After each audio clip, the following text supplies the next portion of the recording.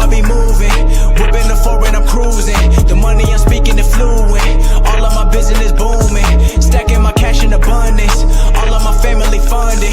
Finally got what I wanted. Life is amazing, I love it. Everyone know that I run it. Yeah, look at me now, I came up. I've been thinking back then when I almost gave up on the game cause I never got in my way.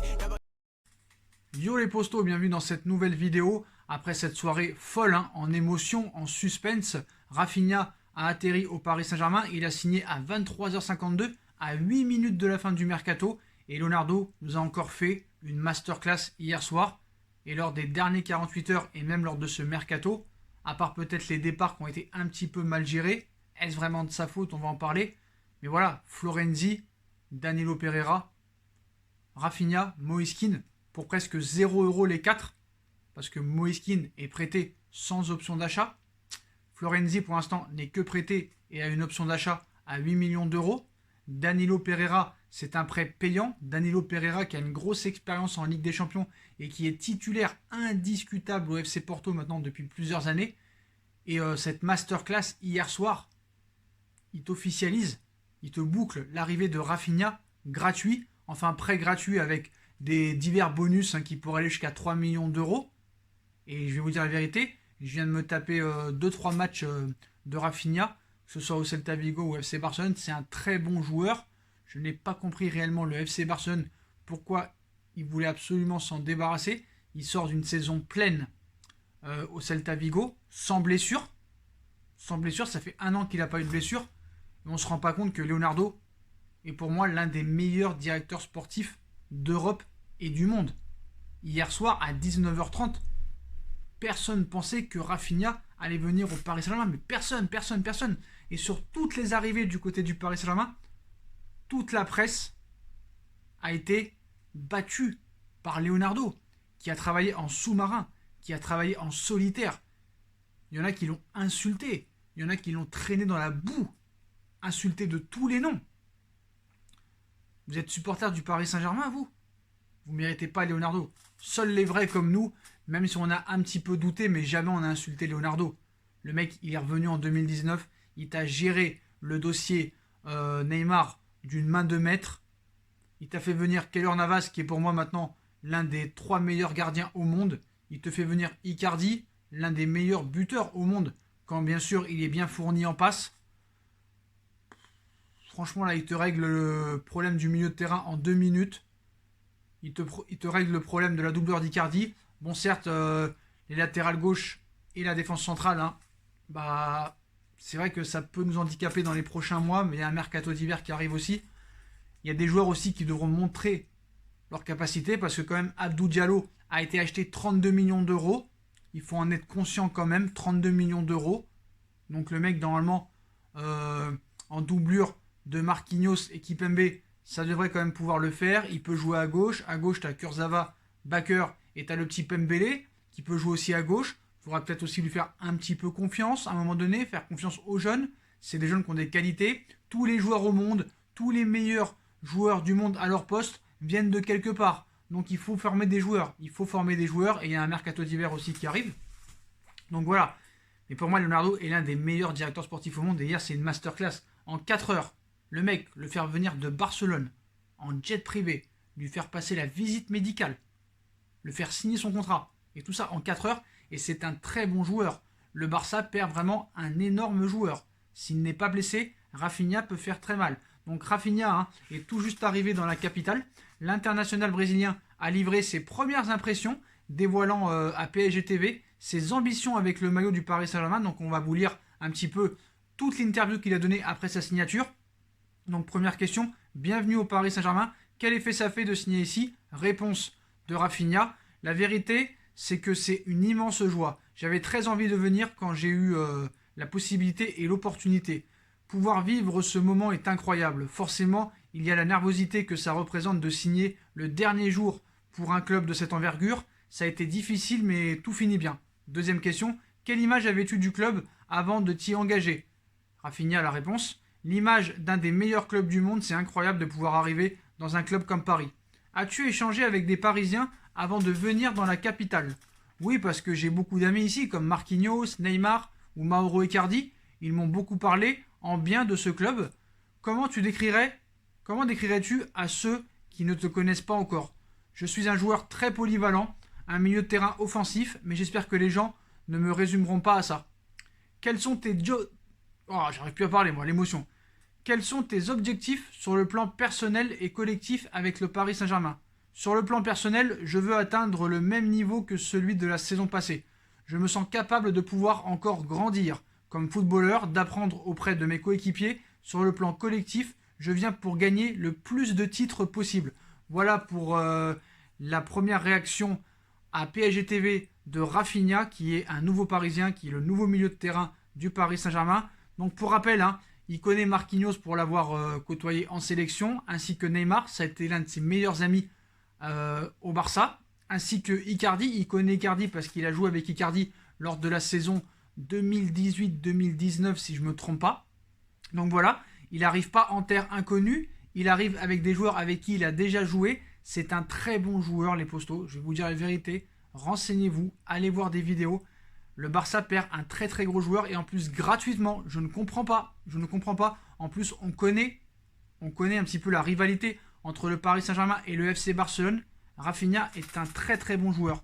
C'est un joueur qui est très vif, qui est très rapide, qui a une qualité de tacleur vraiment peut-être l'une des meilleures au monde quand il est à 100%. Il court beaucoup sur le terrain. C'est un peu genre mode match 8, un peu le genre, pour un petit peu comparer ce qui est comparable. Mais il a un profil de joueur vraiment très intéressant. Après, il y a beaucoup de personnes, même de pseudo-spécialistes, qui demandent quel est réellement son vrai poste. Vous savez quoi? Il peut être milieu relayeur, comme il peut être un petit peu milieu offensif, un petit peu du genre Di Maria, quand il avait été un petit peu positionné au milieu de terrain par Carlo Ancelotti lors de la saison 2013-2014. C'est un peu ça. C'est un joueur très polyvalent, vraiment très très polyvalent, et on a besoin de ça au Paris Saint-Germain. Et surtout, s'il n'y a pas de blessure, ça peut faire très très mal au milieu de terrain. Je vous le dis la vérité. Avec un Marco Verratti, avec un Danilo Pereira et avec un Raphinha, j'ai peur pour l'avenir de Gay, de Herrera et de Paredes.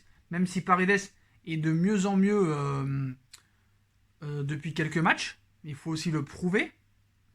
Vraiment, moi, c'est un profil que j'aime beaucoup. Et je pense que ça peut faire très mal, ce milieu de terrain, ainsi qu'avec Neymar et Mbappé et Mauro devant. Je pense que là, vraiment, on a une très très très grosse équipe, les Frotos. On a une très très belle équipe sur le papier. Et si on n'a pas de blessure et qu'on a un petit peu de chance, vraiment, on peut leur faire très mal cette année. On peut faire très mal. Regardez, on a vu des équipes comme Liverpool craquer et en prendre 7. Le Bayern, certes, est exceptionnel, mais on voit qu'en ce moment, ils ont du mal. Leur défense n'est pas terrible. 3-2 contre Dortmund, contre Séville, ils ont eu beaucoup de mal. Ils s'en sortent en prolongation. Hier, ils ont eu beaucoup de mal. 4-3, mais s'il n'y a pas Lewandowski, peut-être que cette équipe n'est pas la même. Attention. Lewandowski est vraiment le point fort en ce moment du Bayern de Munich. Même on a vu, ils en ont pris 4 à Hoffenheim. Je crois qu'en 3-4 matchs, ils ont pris presque 7 ou 8 buts. Donc voilà, tout est possible cette saison. On connaît le contexte actuel. Si Mbappé avait été efficace, on aurait pu battre cette équipe du Bayern. Mais là, avec cette équipe-là, maintenant Tourelle ne pourra pas dire qu'elle s'est affaiblie. Là, je pense que Paris s'est renforcé. Et si on passe les poules, il faudra peut-être un arrière gauche et un défenseur central. Mais voilà, il va falloir aussi se poser la question de dire si Abdou Diallo a la capacité d'être un bon défenseur central. Et Kurzawa, il va falloir qu'il hausse son niveau de jeu. On a vu des joueurs pas très bons devenir exceptionnels, mais avec d'autres coachs. Moi, je me rappelle, par exemple, quand Bielsa arrive à Marseille, Benjamin Mendy, c'est une grosse daube. Et il le transforme. Il avait transformé aussi Payet, il avait transformé Gignac, il avait transformé Imboula. Voilà, tout dépend du coach aussi. Donc voilà, franchement, moi, je suis content. Je suis content de l'arrivée de Raphinha, je suis content de ce mercato. Voilà, et Raphinha est un joueur assez polyvalent. Il prend très peu de cartons jaunes, ça aussi c'est intéressant. Donc voilà, moi j'y crois, vraiment j'y crois. S'il n'y a pas de blessure, Je pense que c'est une très grosse recrue. C'est un joueur qui aurait pu apporter beaucoup d'équipes. En plus, à Transfermarkt, on a vu que il est estimé à 38 millions d'euros. Donc c'est quand même pas rien. Et c'est un mec aussi qui ose prendre des initiatives, ose des frappes de loin. C'est ce qui manque aussi au Paris Saint-Germain. C'est pour ça aussi que le profil de joueur a été intéressant du côté de Leonardo. On a besoin de joueurs aussi qui frappent de loin. On en a trop peu. Verratti ne tire jamais au but. À part Paredes, on n'a pas vraiment de mecs qui frappent de loin. Donc voilà. Donc voilà les postos. Donc on va voir ce que ça va donner. Mais en tout cas, il sort d'une bonne saison avec le Celta Vigo. Donc on espère qu'il sera sur la continuité. Donc voilà les postos. Vous avez la première interview de Monsieur Rafinha. Donc masterclass de Monsieur Leonardo. Voilà. Et respect à lui. Il y en a qui le critiquent. J'ai encore vu un YouTuber qui est venu me parler encore sur Instagram. Je sais plus comment il s'appelle. Je sais plus comment il s'appelle. PSG fan, je sais pas quoi. Il vient de me dire ouais, je lui en veux pour Tanguy Kouassi, pour Aouchiche, pour machin, frère. Mais attends, mais tu crois que t'es à FIFA ou quoi? Non mais j'ai pas envie de clasher. J'ai pas envie de clasher du tout cette personne-là. Mais franchement, tu te rends pas compte de ce que c'est ces joueurs. Faut pas être trop supporter non plus. Tu es supporter de ton équipe, mais intéresse-toi aux autres équipes un petit peu. Regarde les matchs de Pereira avant de faire une idée. Tanguy Kouassi, qui te dit que Tanguy Kouassi aurait explosé au Paris Saint-Germain? Alors est-ce que tu lui en veux parce qu'il est parti gratuit ou est-ce que tu lui en veux parce que ça aurait pu être un phénomène? D'accord, le match contre Amiens, Kouassi il te met un doublé. Mais dans ce match, il est catastrophique. Défensivement, il est catastrophique. C'est pas parce qu'il te met un doublé qu'il a été exceptionnel. Le 4-4 contre Amiens, je t'invite à le revoir. Le match contre Galatasaray, au match retour, certes, il a été très bon. Mais Galatasaray, une équipe très faible, une équipe déjà éliminée. C'était un match anecdotique. Moi, Tanguy Kouassi, je ne l'ai jamais trouvé exceptionnel. Alors certes, c'est une faute de l'avoir laissé partir libre, parce que Paris aussi a besoin de faire d'oseille, a besoin de vendre, parce qu'on n'a pas beaucoup vendu. Mais de là à dire que je lui en veux pour Aouchiche, je lui en veux pour Kouassi, je lui en veux pour Cavani, je lui en veux pour Silva. Mais attends, mais Silva, tu l'as vu son match contre West Bromwich Albion? Tu l'as vu son match? Regarde, Kipembe, c'est en train de devenir un patron au niveau de la défense. Marquinhos, le guerrier. C'est fini, Thiago Silva. Passe à autre chose, mec. T'as eu que des échecs en Ligue des Champions. T'as eu que des échecs. Moi, je vais te dire la vérité. Hein. Tu peux dire finale de Ligue des Champions ou pas. Mais si tu perds le dernier match crucial, tout le monde s'en bat les couilles. Tout le monde s'en bat les couilles. Il fallait que tu gagnes cette finale. Moi, si tu gagnes pas la finale, c'est comme si tu avais éliminé au premier tour. Je m'en bats les couilles qu'on ait fait une finale. Tant mieux qu'on ait fait une finale. Moi, je voulais la gagner, la finale. Je voulais la gagner. Maintenant, cette Ligue des Champions, je n'ai plus aucun souvenir et je passe à la suite. Et je pense que cette année, on a une réelle possibilité peut-être de la gagner. Surtout avec le contexte actuel. Voilà, il y a peut-être des équipes plus fortes que nous sur le papier. Peut-être la Juve, le Bayern et Liverpool sont peut-être favoris de la Ligue des Champions. Mais en tout cas, c'est nous les derniers finalistes. Nous, on ne s'est pas pris 8 buts lors des 3 derniers matchs contre des équipes pas terribles. Donc voilà les postos. Donc on like, on partage, on commente, on s'abonne. J'ai presque plus de batterie. Donc je dois quitter la vidéo les postos. Voilà. Ah, ça va pas couper. Tchuss.